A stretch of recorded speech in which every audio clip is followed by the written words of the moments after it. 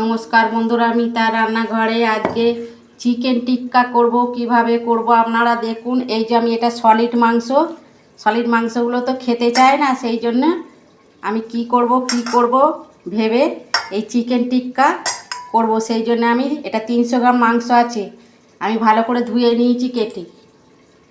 এই যে আমি নুন দিচ্ছি,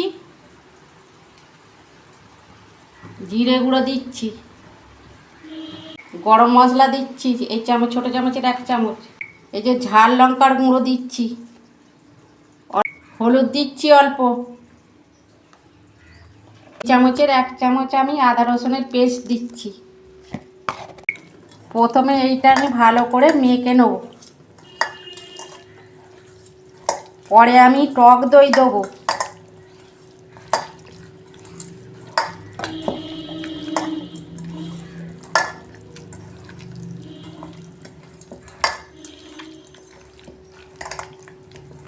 বন্ধুরা, এইটা আমি ভালো করে মেখে আমি 1 ঘন্টা মতন রেস্টে রেখে দেবো ঢাকা দিয়ে। দেখুন বন্ধুরা, আমি ঢাকনাটা খুলছি। এই যে আমি টক দই দিচ্ছি,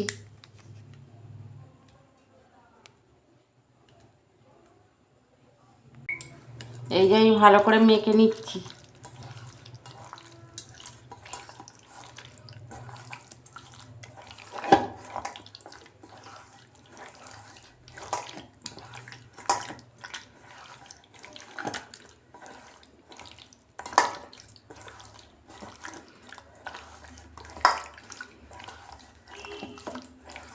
দইটা মেখে আর আমি 1 ঘন্টা ঢাকা দিয়ে রেখে দিচ্ছি। দেখুন বন্ধুরা, ঢাকনাটা আমি খুলছি 1 ঘন্টা পরে। এই যে আমি গোলমরিচের গুঁড়ো দিচ্ছি, গোলমরিচটা আমি ভালো করে মাংসর গায়ে মাখতে নেব। গোলমরিচটা দিলে ভালো টেস্টি হয়। এই যে ননস্টিকের একটা প্যান বসিয়েছি, আমি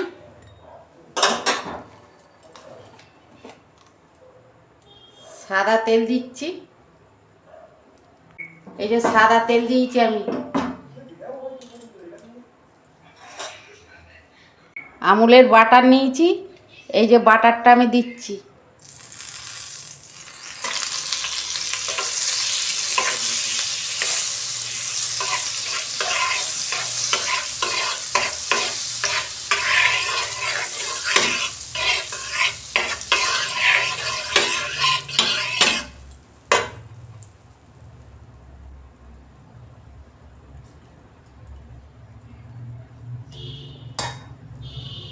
এই যে গরম হয়ে গেছে, আমি মাংসগুলো দিয়ে দিচ্ছি। গ্যাসের ফ্লেমটা আস্তে করা আছে।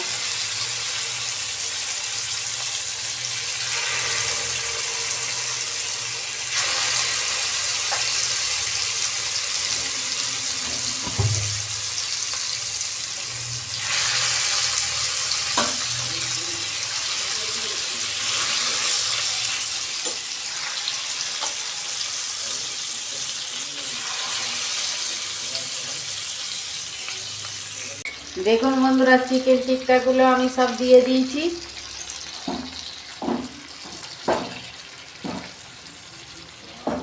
এবার গ্যাসের ফ্লেমটা আমি আস্তে করে ভেজে নেবো এগুলো।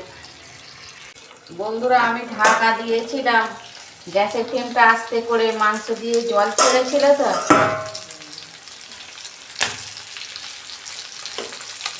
আমি উল্টে দিচ্ছি।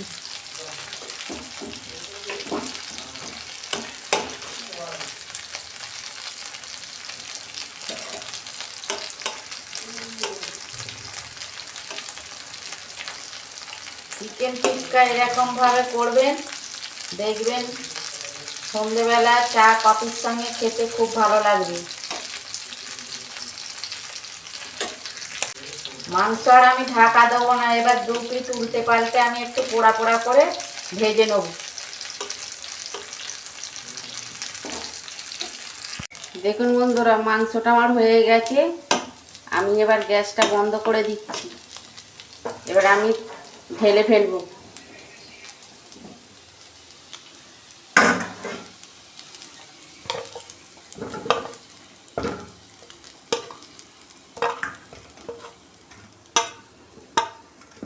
দেখুন বন্ধুরা, চিকেন টিক্কা কত সুন্দর হয়েছে দেখুন।